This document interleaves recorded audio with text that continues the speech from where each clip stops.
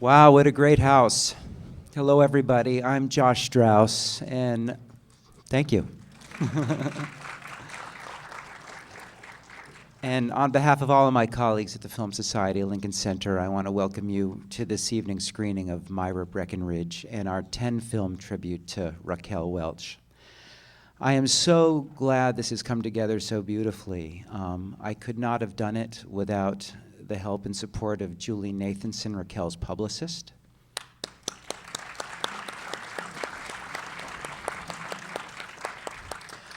Our amazing marketing, PR, and special events teams here, led by Courtney Ott and Maria Ruiz. And my good friends at 20th Century Fox, Warner Brothers, Paramount, and MGM. So let's give them a hand. There's a couple of things I want to mention before we get started. Raquel will be back tomorrow in conversation with Dick Cavett before the Three Musketeers. So I hope you can all come back for that. She's also going to introduce 1 Million Years BC. And then on Sunday, she'll be here for post-screening Q&As for Kansas City Bomber, moderated by me. I can't wait. And for Hanny Calder, moderated by our own John Wildman. So these are all amazing events. I hope you can come back for those. So without any further delay, it's my great pleasure to welcome to the Walter Reed, Raquel Welch and Simon Doonan.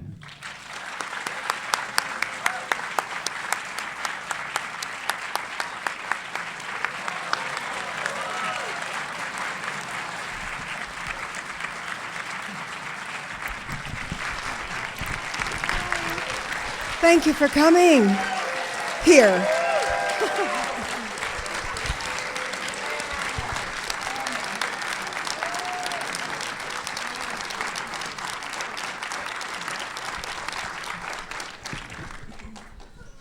Aren't you all just paralyzed with excitement? I mean, I couldn't sleep last night. I mean, first of all, before we talk about Myra Breckinridge, I want to make a personal thank you, Raquel, to you from me. Yeah.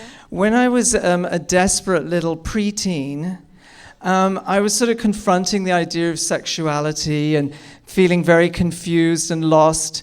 And there was a special on TV. And I think you were riding a motorbike in a bikini, you know, just a simple girl with a dream. No, that was Anne Margaret. Oh. And then, no, it was definitely you, and because you did this very special thing that made a big impression on me. You suddenly bit the air like that. And in an instant, I understood sexuality. You've made it, wow. I understood sexuality. Hallucinations are so great, aren't they? It was definitely you. No, I know, no, never. Really, I wouldn't know. But you know what, I'm so glad that you remembered me that way. Yes, it was very therapeutic. Therapeutic. A motorcycle, no. Oh, well, maybe it was a Cadillac convertible. No, I think it was Annie. Really? Yes. No. Anne Margaret was always on a motorcycle. She was. God, I'm such an idiot. She used Imagine to if tool I around did. Beverly Hills on her motorcycle all the time. Well, anyway, having screwed up my introduction. Oh, I'm sorry. I'm not good, am I? Let's talk about Myra Breckinridge. All right. An incredible movie. Now, let's put it in context. When did you get the call? Well, actually, I didn't get the call. I had heard about the movie. I read the book. I thought the book was absolutely hysterical. I mean, it was so funny, and I thought it was very innovative because of the fact that it was the first time I had seen somebody like Gore Vidal, who was really, really a genius, really, and deal with a duality in the nature of both male and female. I never saw that before. And it was hysterically funny. So I was interested in how they were going to do this movie.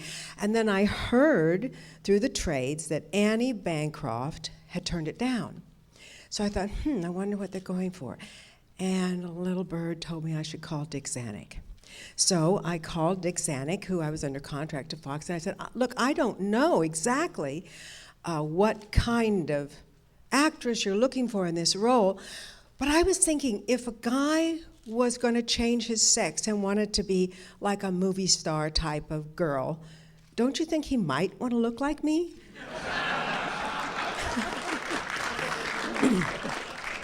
And he said, oh my gosh, that's a thought.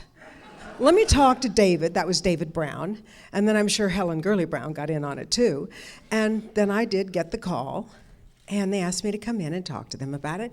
And they gave me the role. I had not seen a script.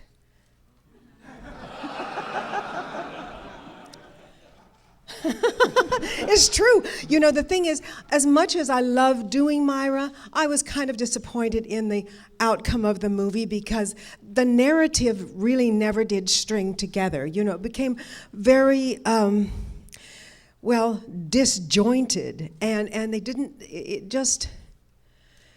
didn't really tell the story of Myron, the film critic, who was enamored with all the famous, very, very strong, swashbuckling women of the golden age of film. And we can name them, you know, from Joan Crawford to Bette Davis to, I don't know, Myrna Loy and, well, all of them. I mean, we could go on and on. But he wanted really to be one of those superwomen. And I think that's where the whole superwoman thing started, because it was women then that used to go to the movies. You know, the movies, they used to bring the guys to the movies. That was more the way it went than how it goes now.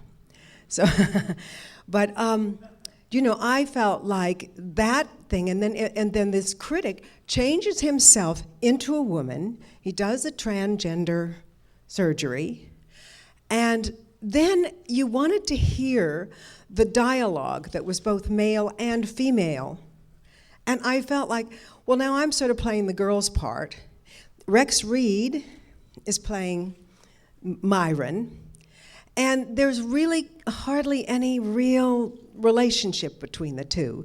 They're not one person. So the idea of the duality in the nature, one minute she likes girls, the next minute she likes young studs, and the older men are just, you know, to use and abuse, of course. But tell us a bit about how you. I was watching it this morning, and it's so impressive. Refreshing myself, and your characterization, the way you play it, I think it's very sophisticated. It's this breezy sort of sexy gym teacher, very brusque thing. How conscious was that? How did you evolve your depiction? You know, I just, the real thing was, I know this is going to sound very shallow of me, but Theodora Van Runkel did these beautiful period costumes, which really did emulate all of the great film stars of the golden age. Theodora Van Runkel, who also did Bonnie and Clyde. She did so many incredible movies. Bonnie and Clyde. She did other movies with Faye.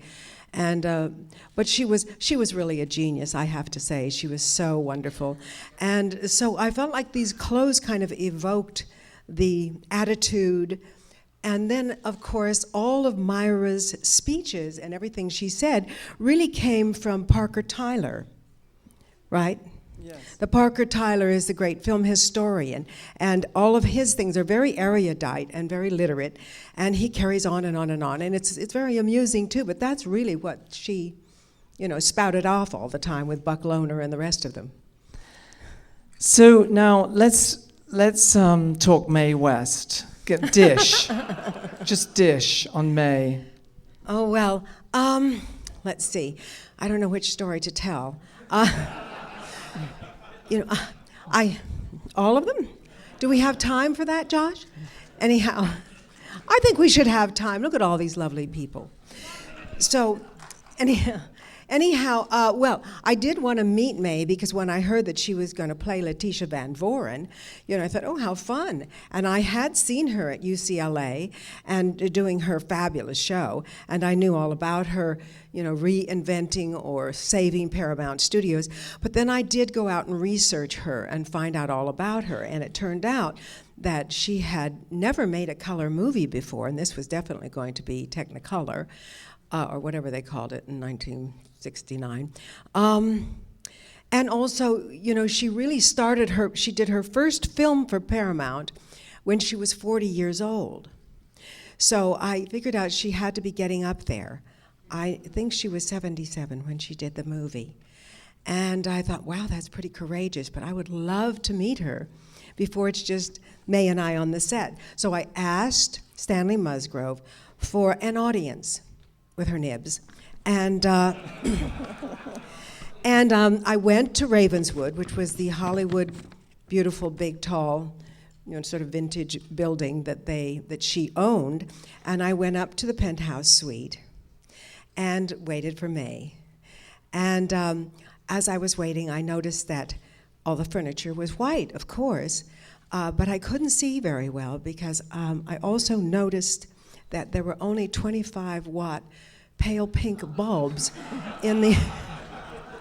And I thought, poor Mae, I hope when I get this age, and of course now I'm over 70, so it's really not funny, but I'm about ready to carry around my 25-watt pink bulbs too. But, I realized, but I really was very honored to be meeting her, because she really is a legend. They sort of shoot that word around, icon, legend, this and that, but she really was. And she invented camp, didn't she? I think. Well, for the public, anyway. She brought it out of the closet. Yeah. Then finally Mae did come in, and I thought, I wonder what she's really going to be like in real life, because everybody I'd ever met in the movies before they had their persona on camera, but then there was the other real side to them, and Mae didn't have a real side. Now, I don't mean to be unkind, but really, she came out and she had a long peignoir on, and she had a very, very blonde wig on, lots of eyelashes. This was noon, and she went.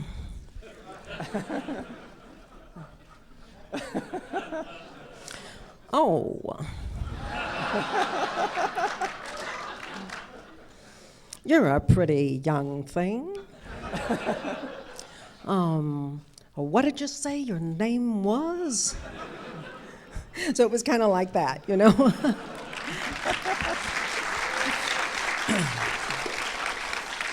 And didn't she have pet chimps and all kinds of a menagerie there? She didn't bring the chimps out, no. Good. And there were no other men there either, no muscle guys or anything. They had those at SC when I saw her act in SC, at the University of Southern California. But then she had lots of muscle guys and things. But this was Mae, and I thought, so she's really going to be like that all the time, 24/7. So, but it was, then the other thing that got to me a little bit is Mae never worked before 5 p.m. It must have taken a long time to achieve. Must take a long time. I can relate. I can definitely relate. But she also never really moved by herself. The limousine that brought her to the studio and to her dressing room also brought her onto the set. So the big, huge doors that, they bring the scenery in. Well, she was kind of a piece of scenery, really. But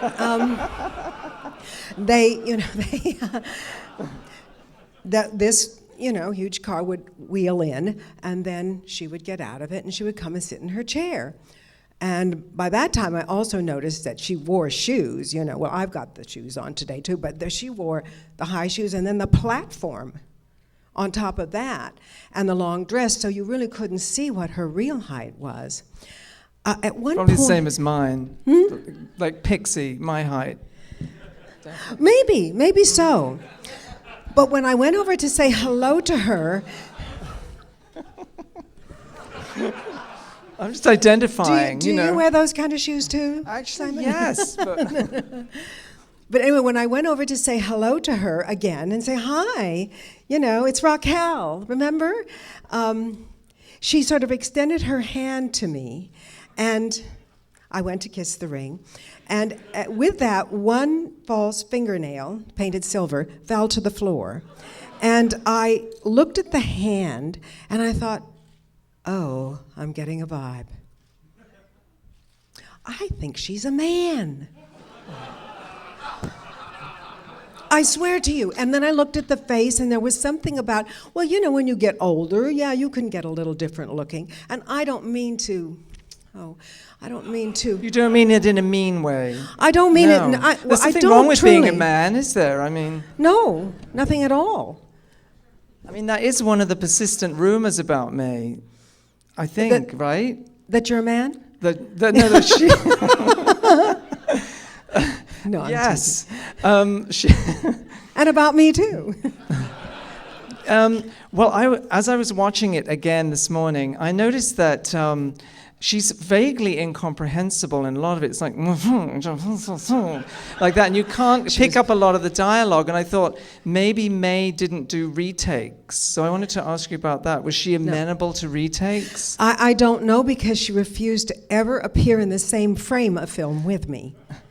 There were no two shots. There was absolutely no two shots.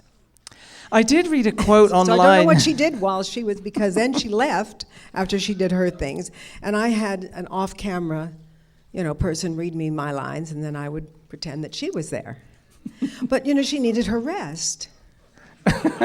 You're so very supportive attitude. I like that. Now, I did read a quote from someone online. I wonder who. I can't remember who it was, who said that she resembled she was smart and intelligent, but up close resembled a dockyard worker in drag. Well, yes, I have to say that's pretty accurate. At this point in her life, 77, all bets are off. You're not going to get, you're not going to be able to doll it up that much. It is. Well, speaking of camp, we should also, as many of you know, she was sensationally entrepreneurial and brilliant and innovator in her time. Yes. So we should leave on an up note with Yes. Mae. Now Well, you listen, mentioned.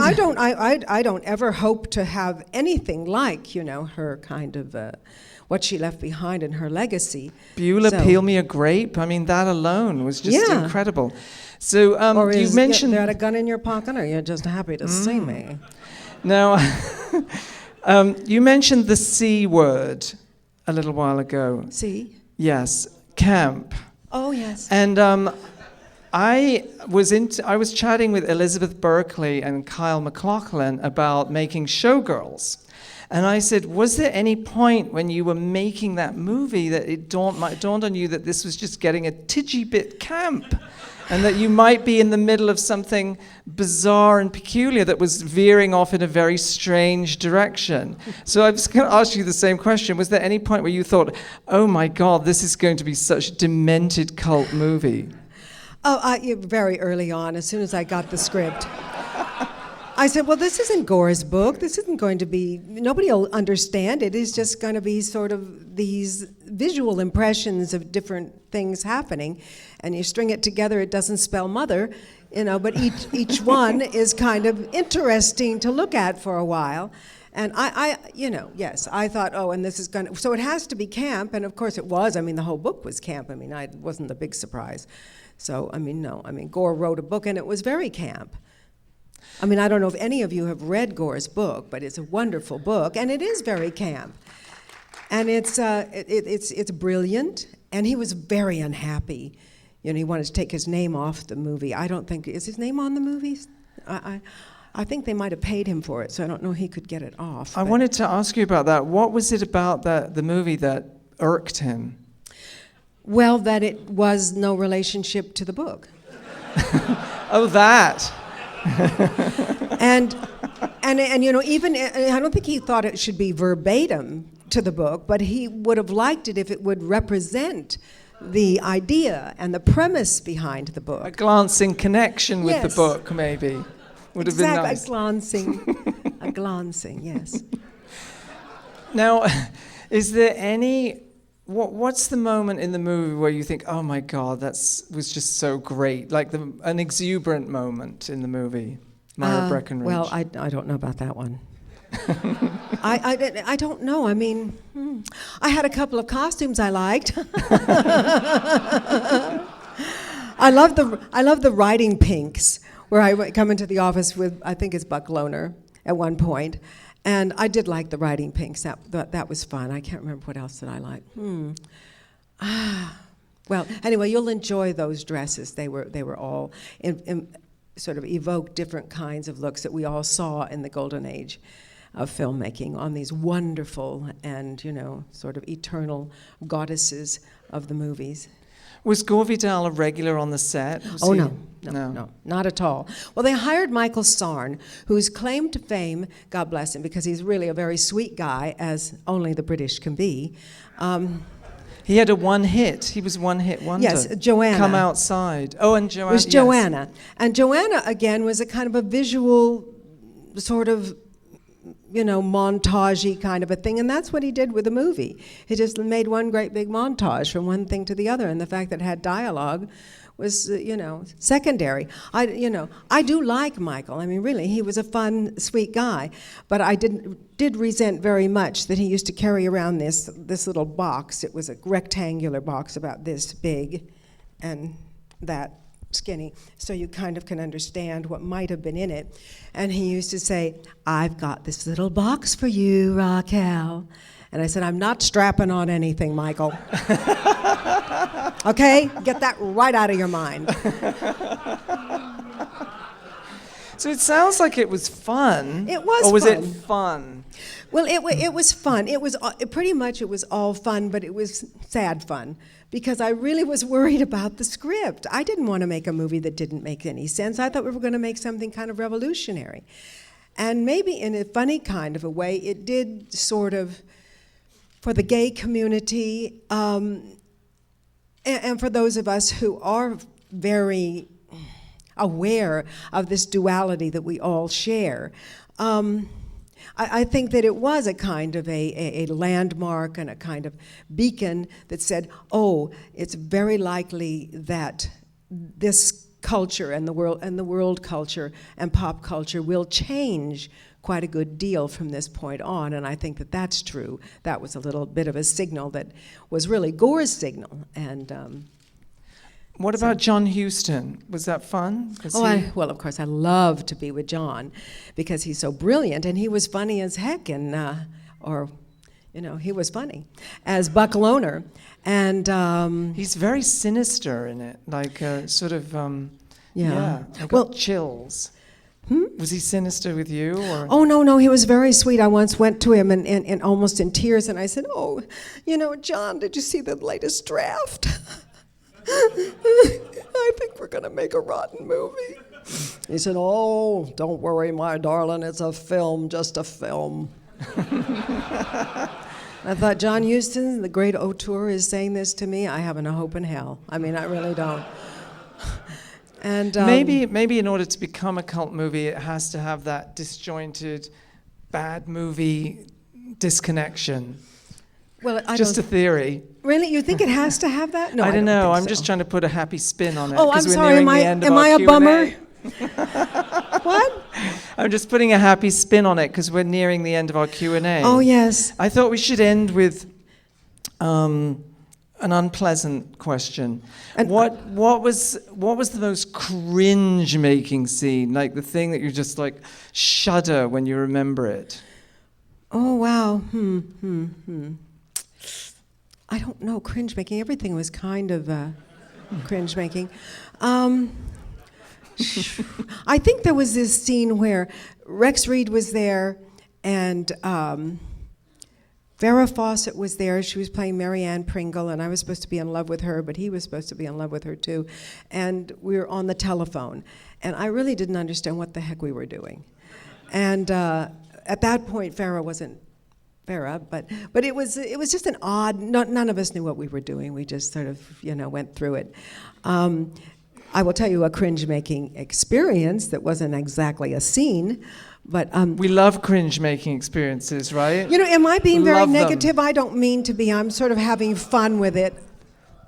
But anyway, I had this beautiful, beautiful dress, and this was, besides the riding pinks, the one that I loved the best, and it was black, and it had a big white ruff around the neck and a black velvet hat. And Theodora had designed it, and she even showed me the photograph, based on a costume that was worn by Greta Garbo.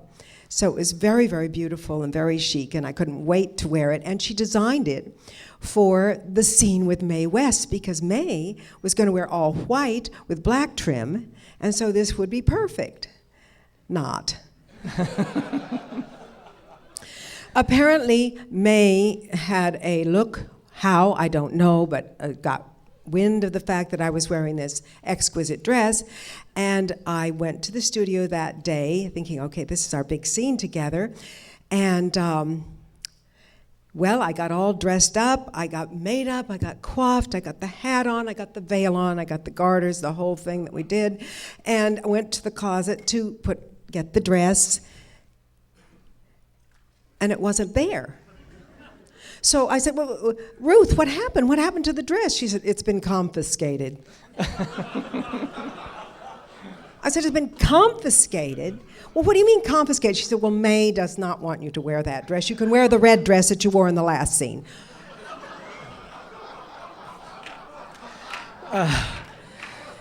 That's when it turns into showgirls and you start pushing each other down the stairs. I don't do nudity. No, but seriously, so here's the thing. So I call up Bobby Fryer, who was the producer of it. And I said, Bobby, what's the deal? My costume is gone. I mean, you know, there was a sketch, and all the, you know, the fabrics and everything were approved, and we've had it made. It was made at Western Costume Company, and it's been hanging in the closet waiting for its big moment. What happened? He said, well, Mae has approval over everything that is worn on the, I said, she does. I said, well, what's wrong? I mean, she's wearing white, I'm wearing black. He said, yes, but that's a non-color too. And nobody gets to wear non-colors in the movie but Mae. I think that's the perfect way to end our Q&A. No, I'll end with this punchline. And I said, well, Bobby, I said, I'll tell you what. I'm going to go home for lunch, and when the dress reappears, so will I.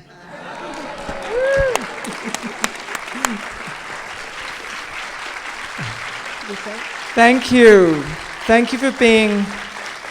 Thank you very much. I hope you enjoy the film, and you'll think of all my anecdotes when you see it.